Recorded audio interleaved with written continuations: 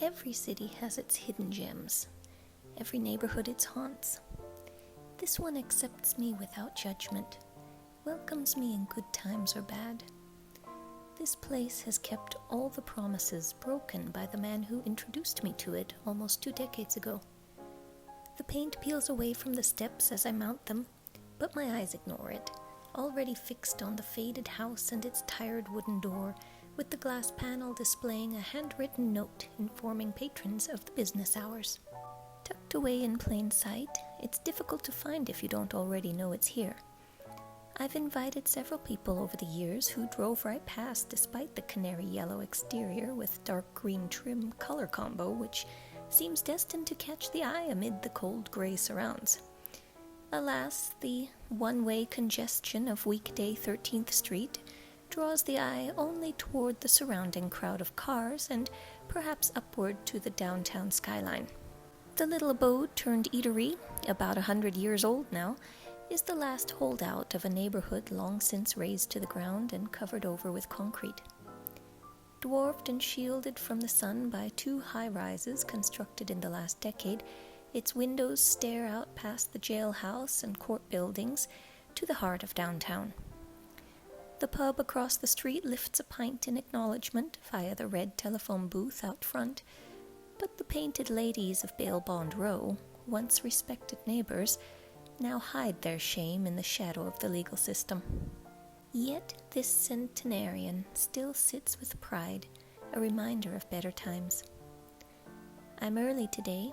They only just set out the flags on the front railing, the tinny bell of the city and county building still ringing out the 7 o'clock hour a minute early as I approach. A Pavlovian bell above the door signals my entry into suspended time. Jazz and the scent of fresh coffee fill the air, and a familiar face pokes out from a doorway to greet me. "Come on in," my waitress, in her uniform of black button front shirt and blue jeans with a short black server apron, waves me through the door and points to the corner table by the window. "Do you need a menu?" "No, I'll take How the West Was Won."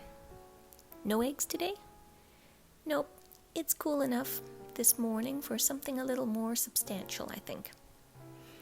I begin arranging my silverware and napkin, thinking my opportunities for the hearty fare will begin to wane with the warming weather and brighter mornings.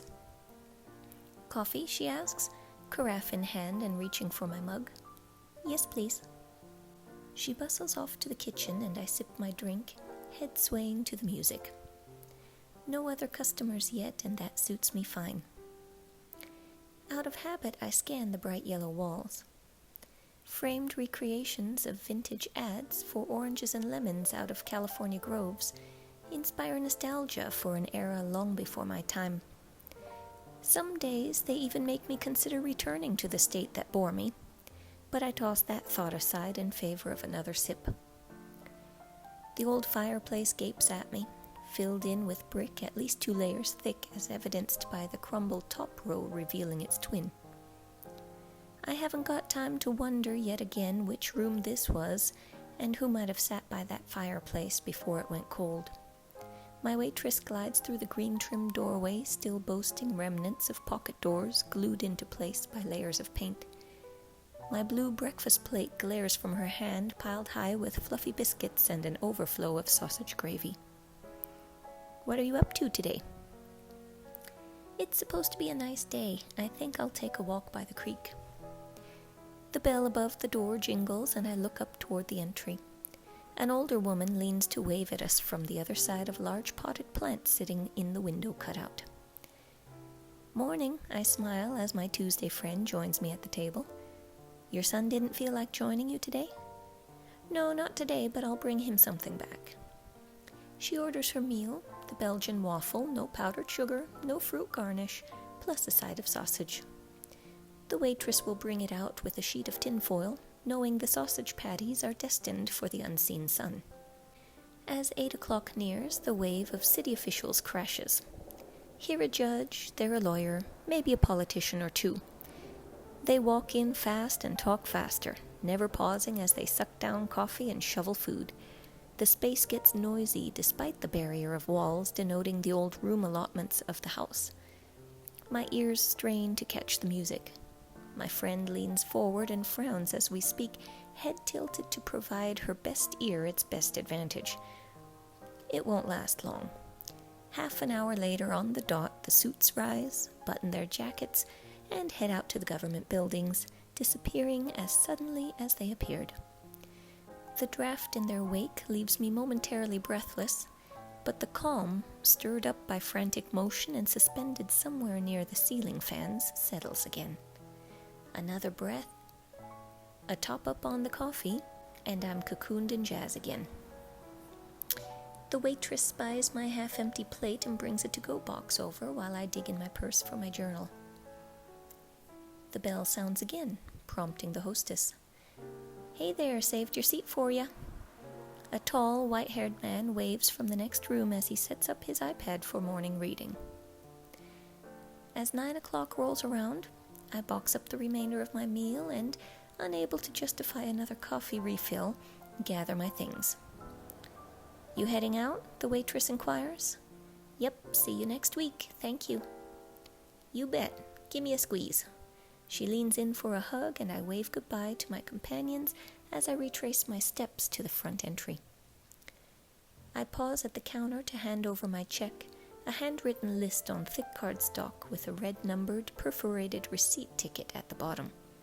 I can't think of another place offhand that still uses these. "You leaving us?" one of the owners asks as she punches in the total on a giant metal register about as old as the house. Numbers on paper flags appear through the glass on top as she presses each large typewriter-like key in turn.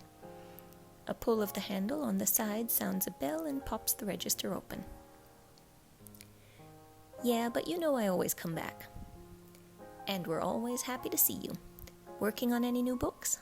She takes my 20 and fishes out change. "Always, with all the speed of molasses in pond water." "Where's the hubby today? Did you put him to work in the kitchen?" "He put himself to work in the kitchen, but that makes things quieter out here for me." She winks, shoving the register shut with the roll of ball bearings and a dull click. "Enjoy it. See you soon." One last ring of the bell completes the circle and the county proclaims 9 a.m. as I step down to the uneven brickwork.